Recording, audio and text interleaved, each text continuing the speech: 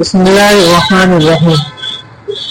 نبی کریم صلی اللہ علیہ وسلم کی سیرت طیبہ کے معاشی پہلو کا جائزہ لینے کے لیے ضروری ہے کہ آپ صلی اللہ علیہ وسلم کی بعثت سے قبل عرب کے معاشی نظام کو جانا جائے۔ اس کا ہمیں یہ فائدہ ہوگا کہ ہم اس زمانے کے معاشی نظام میں کیا خرابیاں تھیں جن کی آپ صلی اللہ علیہ وسلم نے اصلاح کرنے کی کوشش فرمائی۔ عرب کے قدیم معاشی نظام کو ہم آج کے معاشی نظریات کے اعتبار سے نظام کا نام دے سکتے ہیں یا نہیں، یہ ایک الگ بحث ہے۔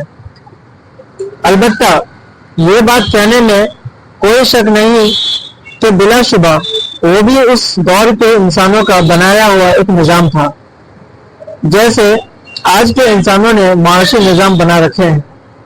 انسانوں نے جو بھی نظام ہدایت الہیہ کے بغیر محض اپنی رائے اور تجربے کے بلبوتے پر وضع کیا ہے، وہ اپنے اندر خامیاں اور نقصانات ضرور رکھتا ہے، کیونکہ انسانی عقل کامل نہیں ہے۔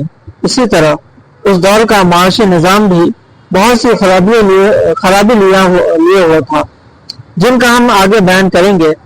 جاہلی عرب کے معاشی نظام کو ہم چند طریقوں سے تقسیم کر سکتے ہیں۔ نمبر 1 تجارت، نمبر 2 زراعت، نمبر 3 صنعت و حرفت، نمبر 4 معاشی پیشے، نمبر 5 غارت گری اور نمبر 6 متفرقات۔